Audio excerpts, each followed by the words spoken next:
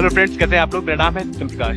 अगर आपने मेरा पिछला ब्लॉग देखा है तो आपको पता होगा कि मैं इस वक्त लेह में हूं और आज हमारा लेह में आखिरी दिन है और लेह से हम जा रहे हैं सोनमर्ग। जी हाँ, सोनमर्ग के रास्ते में आपको मैग्नेटिक हिल, कारगिल, ये सब जगह भी मिलेंगी, वो सब भी दिखाऊंगा। और सोनमर्ग जाने में कितने समय लगते हैं और सड़क कैसी है उसके बारे में बताऊंगा। फिलहाल हम लोग पेट्रोल भरवा रहे हैं अपनी गाड़ी में। 5 जून की बात बताऊँ तो ये लगभग यहाँ पर 4.54 रुपये है पेट्रोल। ये लेह का रेट बता रहा हूँ आपको मैं। थोड़ा महंगा है, अगर आप दिल्ली या आप पंजाब से आते तो आपको थोड़ा महंगा फील होगा।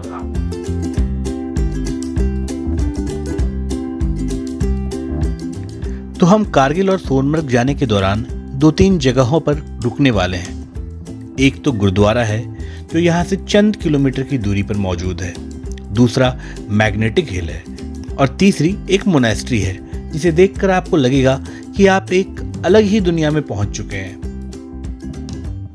तो आइए चलते हैं हम एक महत्वपूर्ण पड़ाव की ओर, क्योंकि अगर रास्ते पर चलना है तो ऊपर वाले का साथ जरूरी है। तो सोनमर्ग जाने के रास्ते में अभी हम लोग लेह से निकले हुए आधे ही घंटे हुए हैं कि कुछ ही दूर पर एक गुरुद्वारा मिला है, गुरुद्वारा पत्थर साहब। तो हम लोगों ने सोचा क्यों ना मत्था टेका जाए वहाँ पर और फिर उसके बाद आगे बढ़ा जाए। आइए देखते हैं। तो मेरे पीछे जो आप गुरुद्वारा देख रहे हैं यही है गुरुद्वारा पत्थर साहब। अगर आप श्रीनगर या फिर सोनमर्ग के रास्ते में जा रहे हैं या कारगिल के रास्ते में जा रहे हैं तो आपको ये गुरुद्वारा मिलेगा जहाँ पे आप रुक करके 2 मिनट मत्था टेक सकते हैं और फिर अपने मंजिल की ओर आगे बढ़ सकते हैं। ऐसा माना जाता है कि श्री गुरु नानक देव जी भूटान, नेपाल, चीन से होते हुए लद्दाख पहुंचे थे। गुरुद्वारे का इतिहास भी काफी दिलचस्प है। कहा जाता है कि गुरुजी ने एक राक्षस को सही रास्ते पर लाकर यहाँ लोगों का डर दूर किया था। ऐसी मान्यता है कि यहाँ अभी भी पत्थर पर गुरु नानक जी के शरीर के निशान मौजूद हैं। आपको बता दूं, ये गुरुद्वारा लेह से 25 किलोमीटर दूर श्रीनगर लेह रोड पर मौजूद है।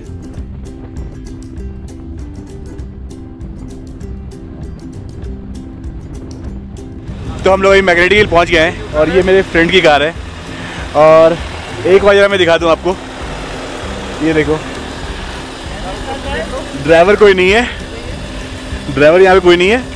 जो है एक को पैसेंजर उधर बैठा हुआ है, को ड्राइवर, ठीक है, को ड्राइवर, को पैसेंजर, ड्राइवर तो नहीं हो। तो अब ये कार आपको चलती हुई दिखेगी। आखिर क्यों ये मैग्नेटिक हिल कहा जाता है। तो ये वो हैंड ब्रेक इन्होंने डाउन कर रहे हैं। चलो, हैंड ब्रेक ये डाउन कर रहे हैं और ये देखो ड्राइवर बगल में खड़ा है और कार अपने आप बढ़ती जा रही है। ये देखो, जय महाकाल, देखो देखो स्पीड ले रही है यार, कुछ ऐसा ही है। एक मैं को पैसेंजर को इसलिए बिठा रखा है हम लोगों ने क्योंकि गाड़ी स्पीड लेने लगती है तो एटलीस्ट हैंड ब्रेक मारने के लिए कोई तो रहे वहाँ पे, इसीलिए रखा हुआ है।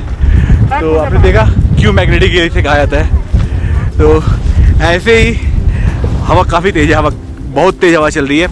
तो अगर आप इस रास्ते में आते हैं या श्रीनगर के रास्ते में जाते हैं तो आप यहाँ पे रुक करके मैग्नेटिक हिल का मज़ा भी ले सकते हैं। आइए चलते आगे। तो मैग्नेटिक हिल के बाद हम अपने अगले पड़ाव की ओर चल पड़े। नीले आसमान और ऊंचे ऊंचे पहाड़ों के बीच से निकलता रास्ता आपको हर एक मोड़ पर रुकने को मजबूर कर देगा। चूँकि हमें जाना दूर था, ऐसे में हम लोग रुककर यहाँ पे तस्वीरें नहीं खिंचवा सकते थे। यही कारण रहा कि हम लोगों ने अपने दिलों पर पत्थर रखकर इस रास्ते को पार किया। तो लमायरू से हम लोग लगभग 20 किलोमीटर पीछे हैं और लमायरू आने वक्त में आपने देखा होगा बहुत सारे खूबसूरत जगह थे, बहुत सारे खूबसूरत रास्ते मिले हम लोगों को। अभी ये खालसा या खालसी नाम का एक जगह है जहाँ पर आपको रुक करके अपने व्हीकल का नंबर और फिर एड्रेस वगैरह सब बताना होता है। तो अब हमारा नेक्स्ट स्टॉप रहने वाला है लमायरू। वो बेसिकली एक आपको गोम्पा या मोनेस्ट्री आप कह सकते हैं है और उसके बाद फिर हम जाएंगे कारगिल और कारगिल के बाद फिर सीधे सोनमर्ग जाएंगे। चलिए। लमायरू मोनेस्ट्री पहुंचने से पहले इस मोनेस्ट्री की भी जानकारी थोड़ी सी आपको दे दूं। तो लद्दाख के सबसे बड़े मठ होने के साथ साथ सबसे पुरानी बुद्धिस्ट मोनेस्ट्री भी है। लमायरू मठ को मून लैंड यानी चंद्रमा की धरती के नाम से भी जाना जाता है। इसका कारण यह है कि इस मोनेस्ट्री के आसपास के पथरीले इलाके चांद की सतह की तरह दिखाई देते हैं, जिसकी वजह से इसे मूनलैंड के नाम से भी जाना जाता है। ये मोनेस्ट्री लद्दाख के लेह जिले के लमायरू गांव में स्थित एक बौद्ध मठ या यूं कहें गोम्पा है। आप तो इस बात को जानते ही होंगे कि ये लेह श्रीनगर हाईवे पर मौजूद है। हालांकि इसकी अगर ऊंचाई की बात की जाए तो ये 11,515 फीट पर स्थित है। तो मेरे पीछे जो आप देख रहे हैं मोनेस्ट्री, ये वही मोनेस्ट्री जिसकी मैं बात कर रहा था। और ये साहब जस्ट ये जो आप देख रहे हो ये एक टिकट काउंटर है जहाँ 50 रुपये की टिकट लगती है। आइए आपको एक बार अंदर दिखाता हूँ मोनेस्ट्री कैसे दिखती है। उसके बाद हम लोग जल्द से जल्द यहाँ से निकलेंगे क्योंकि कारगिल जाना है। कारगिल के बाद फिर हमें सोनमर्ग जाना है। आइए।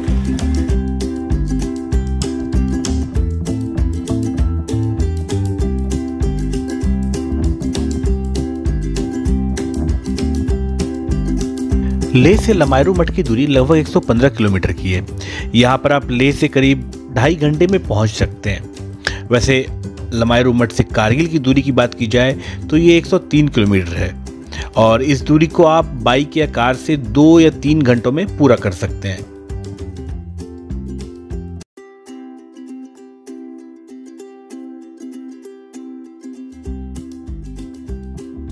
तो आपने देखा मोनेस्ट्री कैसी है। अगर आपको अच्छा लग रहा हो ये वीडियो तो प्लीज़ लाइक कीजिएगा, शेयर कीजिएगा, सब्सक्राइब कीजिएगा। और अब हम सीधे यहाँ से निकलते हैं कारगिल की तरफ और कारगिल से हम जाएंगे सोनमर्ग। आइए चलते हैं। अगला पड़ाव हमारा कारगिल है। कारगिल में हम वॉर मेमोरियल पर जाने वाले हैं। इस वॉर मेमोरियल पर जाना किसी भी शख्स के लिए उसके जीवन का सबसे शानदार अनुभव हो सकता है। पाकिस्तान के साथ 1999 से 2000 के बीच हुए युद्ध में 500 से अधिक भारतीय सैनिक वीर गति को प्राप्त हुए थे। तो लगभग 7 घंटे की ड्राइव, जिसमें 2 घंटे हम लोग बीच में रुके थे। तो लेह से हम लोग कारगिल पहुंच चुके हैं। हमारा पहला पड़ाव आप कह सकते हैं इसे। और हम लोग वहीं पर हैं कारगिल वॉर मेमोरियल, जो उन शहीदों के नाम पर बनाया गया है जिन्होंने हमारे लिए जान दी थी। आइए इसी वॉर मेमोरियल चलते हैं। तो जैसे ही आप मेन गेट से वॉर मेमोरियल के अंदर आप इन करेंगे, आपको यहाँ पर उन शूरवीरों के नाम दिखेंगे जिन्होंने भारत के लिए जान दी।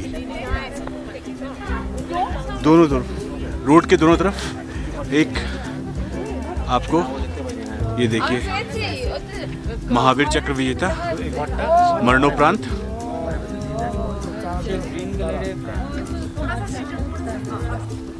और इनके बारे में तो शायद पूरा हिंदुस्तान ही जानता हो इनके नाम को। कैप्टन विक्रम बत्रा, परमवीर चक्र विजेता मरणोपरांत, 13 जम्मू एंड कश्मीर राइफल्स में 20 जून 1999 को .5140 पर 4 पाकिस्तानी सैनिकों को मारते हुए इन्होंने शहादत दी।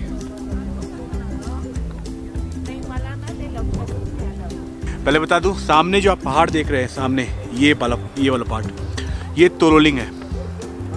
और एक दूर में आपको एकदम, अगर मैं क्लोज करने की कोशिश करूं, ये देखिए एकदम ये वाला टॉप जो है ये टाइगर हिल है, एकदम पॉइंटेड सा जो है। और उसी टाइगर हिल से जस्ट इस तरीके आर्क में जो बना हुआ है वो राइनो हॉर्न है। और उसी के बगल में बत्रा टॉप है जहाँ पे कैप्टन बत्रा ने शहादत दी। हालांकि ये वाला जो एरिया है, ये तोलोलिंग, ये वॉर का टर्निंग पॉइंट था। जब इस पर इंडिया को फतेह मिली तब वो वॉर का टर्निंग पॉइंट था। आपको बता दूं, इस वॉर मेमोरियल के प्रति लोगों की दीवानगी ही इतनी अधिक है कि यहाँ हर दिन 2000 के करीब लोग आते हैं। तो जितना खुश हम यहाँ थे उतना ही ज्यादा हम दुखी होने वाले थे आगे। हुआ यूं कि जिस रास्ते से हम लोग जा रहे थे वो रास्ता ही आगे बंद था। तो हम लोगों के साथ में क्या हुआ और कैसे हम लोगों ने वो रात काटी, वो आप आगे देखिए। सोनमर्ग से करीब 35 किलोमीटर दूर मिनी मर्ग नाम की जगह पे हमको रोका गया है। रीज़न बीइंग कि आगे काफ़ी सारे एक्सीडेंट्स होते हैं। फॉर सेफ्टी रीजंस हम यहाँ पे हैं रुके हुए। गाड़ी में हमारा डॉग बैठा हुआ है और ये है वो जगह जहाँ हमको रोका गया है। ऑप्शंस ये थे कि या तो हम वापस द्रास की तरफ चले जाएं या फिर यहीं रुक के क्योंकि काफ़ी सारे पुलिस है, मिलिट्री वाले हैं, तो इस कारण से थोड़ा सेफ़ है, इसलिए हमने यही सोचा है कि हम फ़िलहाल यहीं रुकेंगे। और यहाँ पे एक सिर्फ ये तो छोटा सा दुकान है जहाँ से रात भर की सप्लाईज मिल सकती है, लाइक वाटर, खाने की चीज़ें, मैगी, अंडे वगैरह। So what's your experience? मतलब एडवेंचर हो गया ये बिल्कुल ट्रिप का। यहाँ पे जो भी आ रहे हैं, जो भी इस रास्ते से क्रॉस करेंगे, ये बेसिकली मिनी मर्ग सोनमर्ग से 30-35 किलोमीटर के पीछे है और द्रास से थोड़ा सा 20 किलोमीटर आगे है। तो जो भी इस चेक पोस्ट पे आते हैं उनको मैं बता दूं कि सुबह 5 बजे से लेकर के शाम के 5 बजे तक ही ये पैसेंजर व्हीकल्स के लिए अलाउ होता है। तो अगर आप पैसेंजर व्हीकल से आ रहे हैं तो आपको सुबह 5 से लेकर शाम के 5, ध्यान रखिए, सुबह 5 से शाम के 5 इसी दौरान आपको जाने को मतलब मिलेगा। उसके बाद अगर आप जाते हैं तो आपको पीछे वापस आपको कह दिया जाएगा कि आप जाइए, पीछे चले जाइए और कोई होटल वगैरह में आप ठहर जाइए। तो अब हमारा प्लान ये है कि अब रात भर इसी में काटना है, क्योंकि रात के लगभग 8:30-9 बजने को है और हम लोग सोचे थे कि सोनमर्ग जा करके होटल ले लेंगे। पीछे काफ़ी सारी गाड़ियाँ खड़ी है, it's not just we are the only one. सफरी है जहाँ पर हम लोग बैठे हुए हैं बच सकते हो खाना खाने के लिए। भाई चाचा ने हमारी बहुत मदद करी है। चाचा जी यही हैं। ये ब्रश पेस्ट मिल जाएगा, आपकी जरूरत का हर सामान आपको मिल जाएगा। तो आज रात का यही सहारा है। ये देखिए, एक और मैगी बनने को तैयार है। खाने में कोई ऑप्शन है नहीं ज़्यादा, मैगी है। थोड़ी देर में हम अंडे वगैरह लेंगे। यारा पीछे से फ्रेंड मैगी लेके आज रात को काटने के लिए। और मैगी के अलावा भी कोई ऑप्शन है भैया के पास? Peanuts, peanut chips, okay, biscuits. चाय वाय देंगे? चाय के उन्होंने मना नहीं किया। ठीक है।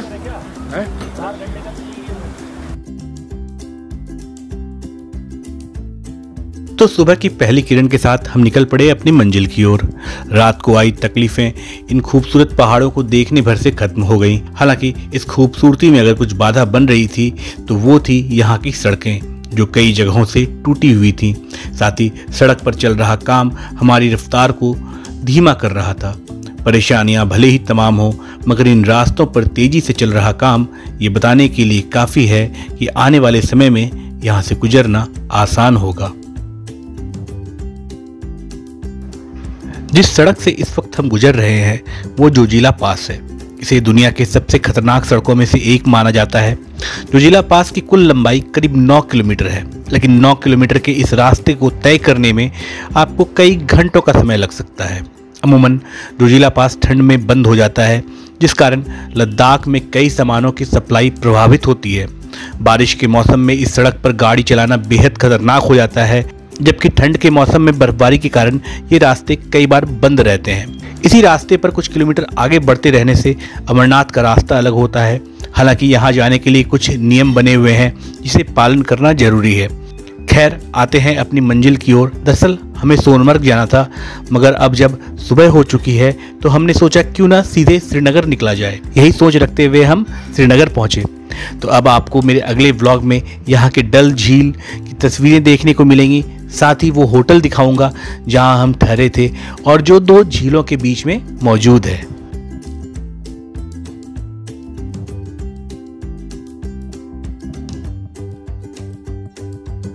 तो लेह, लमायरू, कारगिल होते हुए हम अपने होटल पहुंच गए।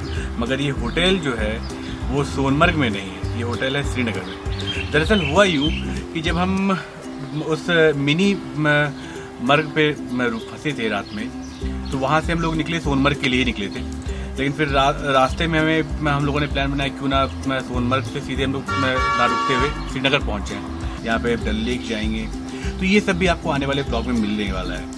और फिर इसके एक दिन रुक करके फिर हम लोग यहाँ से आगे बढ़ेंगे वापस जम्मू की तरफ, और जम्मू से फिर जाएंगे दिल्ली। तो ये सारे रास्ते भी मैं आपको दिखाने वाला हूँ। आपने तो देखा जैसे भी ये सोनमर्ग वाला रास्ता, श्रीनगर का तक का जो रास्ता है ये कितना कठिन है। बीच में जो रास्ता मिनी मर्ग से लेकर के लगभग सोनमर्ग के बीच में जो 30-35 किलोमीटर का रास्ता है बहुत खतरनाक था वो। तो इसी कारण से मैं कल पुलिस वालों ने मना कर दिया था कि नहीं आप लोग अभी यही रहिए, क्योंकि वो ऑर्डर था वहाँ के एसपी के द्वारा। तो खैर, आपको कैसा लगा मेरा ये ब्लॉग? अगर अच्छा लगा हो तो प्लीज़ लाइक कीजिएगा, शेयर कीजिएगा और सब्सक्राइब कीजिएगा। तब तक के लिए बाय बाय।